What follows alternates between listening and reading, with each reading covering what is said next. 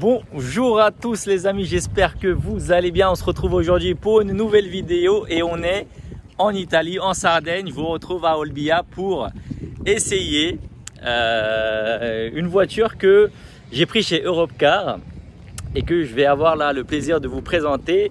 Donc je vous la montre tout de suite. Alors voilà la voiture que j'ai louée. Donc c'est une Mercedes classe C 220D. Finition il me semble, alors on est en Italie donc c'est pas la même chose qu'en France. Il me semble que c'est la finition un peu en dessous de Avant-Garde. Donc on a un moteur 4 cylindres diesel de 200 chevaux très exactement, en couleur ici gris foncé avec le soft top en noir, avec des très petites jantes et des pneus immenses Goodyear d'ailleurs qui sont je sais pas pourquoi peut-être un peu trop gonflés. Donc je vais en vacances à Olbia et comme il fait beau ici, j'ai souhaité me faire plaisir et j'ai loué cette voiture là, donc un 220D 200 chevaux 4 cylindres comme je vous l'ai dit. Alors du coup j'ai eu l'occasion de l'essayer pendant plusieurs heures là et je vais vous donner mon avis. Donc déjà comme option vous pouvez voir ici on a les feux qui sont à LED. On n'a pas de finition AMG Line donc ça doit pas être celui-là. On a les jantes de base, les rétroviseurs qui se rabattent électroniquement. Je vous invite à l'intérieur, on a un siège sport automatique semi-cuir, semi-tissu, le volant classique de Mercedes, donc avec les touches tactiles. On a du coup le grand GPS avec, il me semble, la dernière version de l'OS de Mercedes. Malheureusement, on n'a pas le compteur digital. On a une boîte automatique à 7 rapports DCT. Donc il me semble que on a les sièges chauffants sur cette voiture là. Je sais pas si ça va être franchement utile, mais attendez, je vous propose de venir à l'intérieur. Donc on a ici les sièges chauffants et la possibilité en appuyant sur le bouton ici d'activer la climatisation sur l'appui-tête arrière. Donc en fait vous avez au niveau de la nuque de l'air frais qui arrive si vous activez la clim.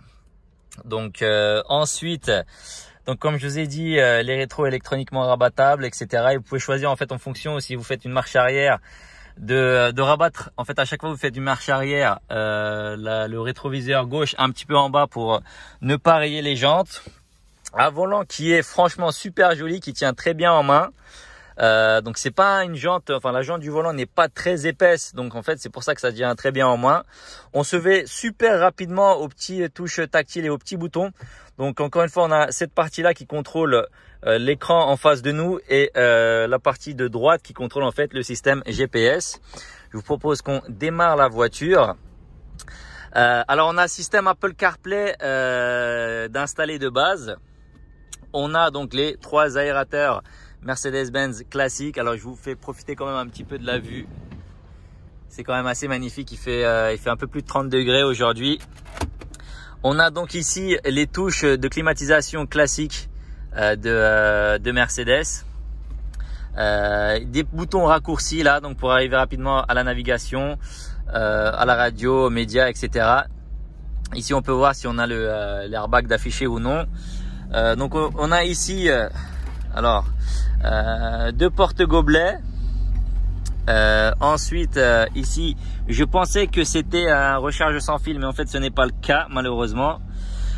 Pour le coup, pour avoir l'Apple CarPlay, il faut absolument connecter sur l'une des 2 prises. Je vais vous montrer tout de suite. Sur l'une des 2 prises ici un câble, donc ça peut pas être fait par Bluetooth. Alors on a pas mal de voitures qui arrivent là, vous pouvez le voir, on est quasiment à la Marina. On a deux magnifiques Corvettes de la même configuration d'ailleurs, 2 amis suisses avec il y a un rassemblement de Corvettes, j'ai l'impression, hein, c'est quand même super sympathique.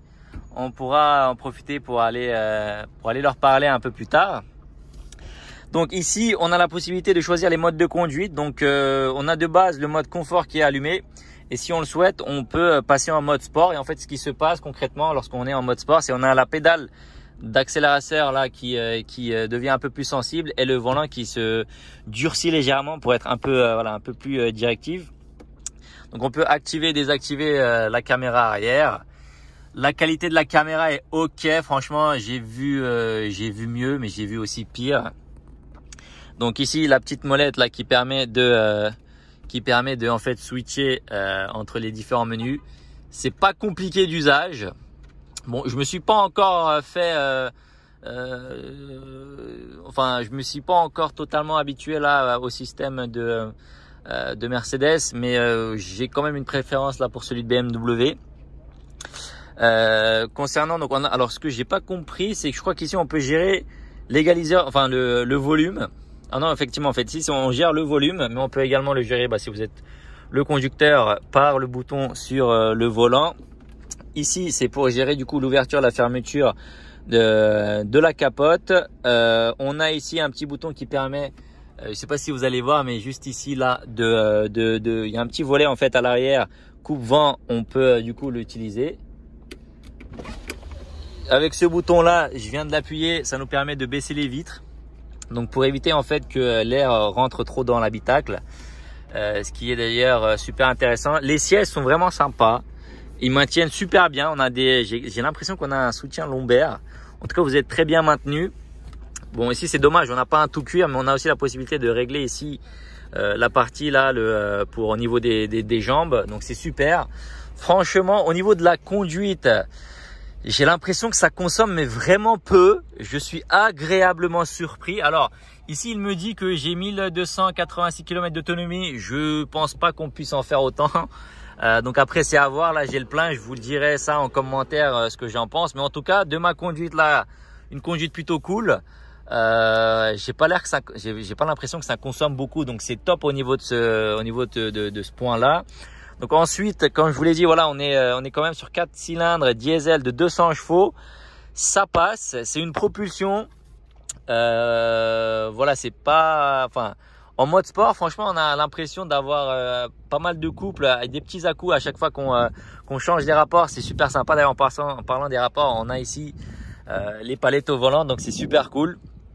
Et franchement, voilà, pour le moment là, à partir de ma première journée, je suis plutôt satisfait. Après voilà, la conduite, je trouve quand même qu'une BMW série 4 cabriolet est quand même plus incisive et plus sportive, du moins à la sensation de conduite. Mais ça reste ici une voiture qui est quand même super élégant. Voilà, c'est quand même un super. C'est très dommage quand même qu'on n'ait pas en gros l'iCockpit là en face de nous, donc le compteur digital. Mais voilà, c'est une entrée de gamme, c'est ce que vous pouvez avoir chez Europcar si vous louez donc un cabriolet. Alors ici, alors par contre, ce que j'ai pas aimé, c'est que la coudoir est plutôt bas. Donc contrairement en fait à une BMW où vous avez la console centrale qui est un peu plus orientée vers vous et qui prend un peu plus d'espace là au niveau d'ici, et où la coudoir est un peu plus élevée, où vous avez l'impression vraiment d'être dans une chaise là, dans votre cocon. Là, c'est pas trop le cas. Sinon, voilà, on a beaucoup d'espace là à l'intérieur, quand même, ça fait plaisir. On a à l'arrière, alors voilà, c'est pour 2 enfants. Faut pas s'attendre à ce que des adultes puissent s'installer sans trop de problèmes. On a ici un petit bouton pour ouvrir le capot. D'ailleurs, j'ai toujours pas trouvé comment est-ce que je fais pour ouvrir le capot. Il y a un monsieur qui m'a regardé, c'est très sympa. Il y a je sais pas comment est-ce qu'on fait pour il n'y a pas de molette en fait, je vais vous montrer. Je sais toujours pas comment est-ce qu'on fait pour ouvrir le coffre. Donc là on a le caméra de recul, mais je sais pas comment est-ce qu'on fait pour ouvrir le coffre. Il n'y a pas de bouton ici, donc il y en a ni là, donc je sais pas comment est-ce qu'on fait pour, à part appuyer sur la clé, ouvrir le coffre. Et puis sinon voilà, donc pour le moment je suis super satisfait. À l'arrière, ce qui est sympa, voilà, vous avez quand même 2 porte-gobelets, mais bon, c'est 2 places pour enfants. Ce qui est bien en fait, c'est les petites touches d'aluminium là au toucher, c'est vraiment sympa. Surtout, il y a une petite, c'est un peu granulé en fait. Du coup, vous sentez bien à chaque fois que vous montez de volume. Par exemple, il y a l'écran, donc c'est plutôt cool. Alors là, j'ai un gros problème ici, c'est avec mon petit socle à aimanté pour poser mon téléphone. En fait, à chaque fois que je roule, il tourne à droite, donc voilà, c'est pas trop fait pour ça. Faudra trouver une autre solution. Donc ça, c'est pas bon. Mais sinon, voilà, il fait bon à vivre et en tout cas, voilà, si vous avez l'opportunité, en fait, vous pensez à à acheter un cabriolet. Je pense que c'est une option qui se veut la peine d'essayer. Donc encore une fois, moi j'ai quand même une petite préférence là pour la BMW série 4 que je trouve un peu plus sympa dans le design, mais en même temps voilà, c'est un véhicule un peu plus récent. Mais sinon c'est quand même un excellent cabriolet qu'on a en face. Voilà, c'est un diesel. Après voilà, je me pense que bon, moi là ça m'arrange vu que ça va me coûter peu en essence et justement comme je vous ai dit, ça consomme très peu, donc c'est pas mal pour si vous souhaitez en louer un. Mais voilà, si je devais en acheter, je pense que j'essaierais un petit essence quand même. C'est quand même un peu plus sympa, je pense, au niveau du son. Donc voilà, j'espère que pour une fois que j'essaye une voiture pendant les vacances, je me suis permis d'en faire une vidéo. J'espère que ça va vous plaire. Et si ça vous plaît, je vais vous partager d'autres vidéos de la voiture sur du coup l'île de la Sardaigne. Donc j'espère que vous apprécierez. Voilà, merci beaucoup à tous. Si vous appréciez mes vidéos, n'hésitez pas à vous abonner à la chaîne, à mettre un j'aime. Et si vous avez des questions sur le modèle ou si vous en avez un et que vous pouvez m'apprendre quelques petits tips concernant ce modèle là, n'hésitez pas à m'en faire part par commentaire. Je serai ravi de vous répondre. Merci beaucoup pour votre temps. À la prochaine.